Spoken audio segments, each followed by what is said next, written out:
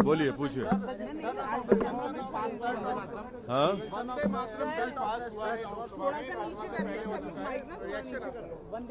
पहले तो सरकार ने हाउस ऑर्डर में नहीं था और दिन में और एक सप्लीमेंट्री एजेंडा लाकर, आज में ओरिजिनल एजेंडा में नहीं था, सप्लीमेंट एजेंडा लाकर दिन में इस बिल को लाया और इस पर कोई डिबेट नहीं हुई और ऐसे ही 10 मिनट के अंदर आपने देखा कि उसको उन्होंने वोट कराकर पास कर लिया। सवाल ये पैदा होता है कि जब आप नेशनल ऑनर की बात करते हैं, नेशनल ऑनर कहाँ गया था जब चीन हमारी जमीन पे कब्जा करके बैठा हुआ है? नेशनल ऑनर कहाँ गया था जब प्रधानमंत्री 2015 में कोरिया गए थे और बोले कि भारत के लोग शर्मिंदा होते हैं बोलने के लिए कि वो भारत से आए। फिर 2015 में प्रधानमंत्री ने इंडिया का फ्लैग गिफ्ट किया यूएस प्रेसिडेंट को, उन्होंने अपने एक बावर्ची को दे दिया जिसका नाम विकास खन्ना था। नेशनल ऑनर वहां पर याद नहीं आया। मणिपुर में महिलाओं की इज्जत लूटी गई, वहां पर नेशनल ऑनर बीजेपी को और प्रधानमंत्री मोदी को याद नहीं आया।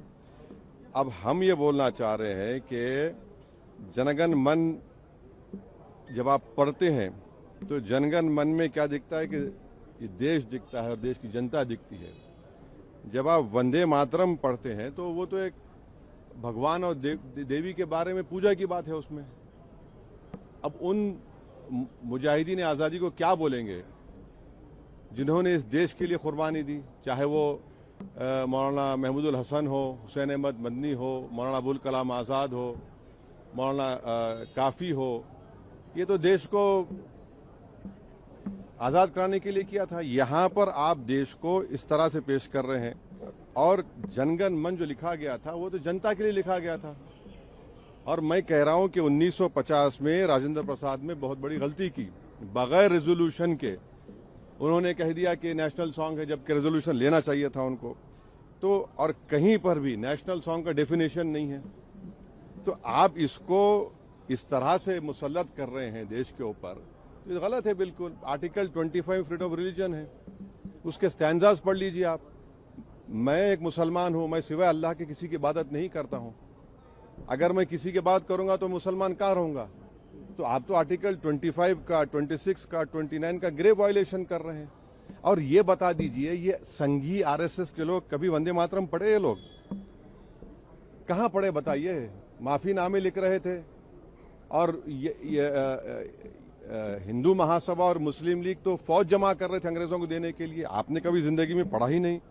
और आखिरी बात, हमारा संविधान का जो प्रियम्बल है वो किससे शुरू होता है? वी द पीपल, भारत माँ से नहीं शुरू होता है ना, कहाँ शुरू होता है? तो आप तो ये तो बिल्कुल ही संविधान के खिलाफ, उन मुजाहिदीन आजादी के खिलाफ। और जो काम बोस नहीं किए, रविंद्रनाथ टैगोर नहीं किए, वो काम आप ये कर रहे हैं। जो कमेटी बनाई गई थी उन्होंने कहा कि नहीं। तो ये सब मकसद एक ही है कि इस देश को एक हिंदू थियोक्रेटिक कंट्री बनाया जाए। हम इसकी मजम्मत करते हैं, कंडेम करते हैं। और बीजू इमानुएल का जजमेंट आज भी रेलेवेंट है और कल भी रेलेवेंट रहेगा। हाँ, देखिए, संविधान में बीजू इमानुएल का जजमेंट है। आर्टिकल 19 और 25 क्लियरली बोलता है कि आपकी भारत से मोहब्बत एक गाना गाने से नहीं होती है। आप पढ़ लीजिए वो जजमेंट, सुप्रीम जजमेंट। और संविधान का पहला सफा क्या कहता है, पेज क्या कहता है? Liberty of thought, expression, belief, faith and worship. आप कैसे किसी को मजबूर करेंगे एक देवी देवता को इबादत करो? अच्छा, जो लोग सिख धर्म के हैं, जो लोग किसी खुदा को नहीं मानते, एथिस्ट हैं, उनको क्या करेंगे आप? तो ये इस तरह की हरकत इसलिए की जा रही है कि इस देश को एक हिंदू राष्ट्र बनाना चाहते हैं। तो ये बात है। ओवैसी साहब, लेकिन अगर ये कानून बनता है तो ये सब पर नाफिज होगा, आप पर भी नाफिज होगा, तो अब मानना तो पड़ेगा ना इसको। हसरत मोहानी ने इनकलाब जिंदाबाद का नारा दिया था, आप हसरत मोहानी को बोलेंगे आप? क्विट, यूसुफ मेहर अली ने क्विट इंडिया का नारा दिया था, संगी तो नहीं थे, उनको क्या बोलेंगे आप? हैदराबाद में आप आइए, पहला कैदी काला पानी का मौलवी अलाउद्दीन थे। मक्का मस्जिद के इमाम थे, रमजान का महीना था, जुम्मे का खुतबा देकर उन्हें जनता को लेकर गए ब्रिटिश रेजिडेंसी के पास और उनको गिरफ्तार किया गया। तुरेबाज खां उनके साथ थे, उनकी लाश 10 दिन तक सुल्तान बाजार लटकती रही। उनको क्या बोलेंगे आप? ये लोग तो देश की आजादी में हिस्सा ही नहीं लिए ना, इनको माल पता ही नहीं है। ये तो उन लोगों को शर्मिंदा कर रहे हैं जिन्होंने सब कुछ देश के लिए कुर्बान किया। तो फिर इसको चैलेंज करेंगे आप सर कोर्ट में? देखिए क्या होता है। ये तो देखिए, बाज लोगों की नजर में गोडसे पेट्रियट है, हमारी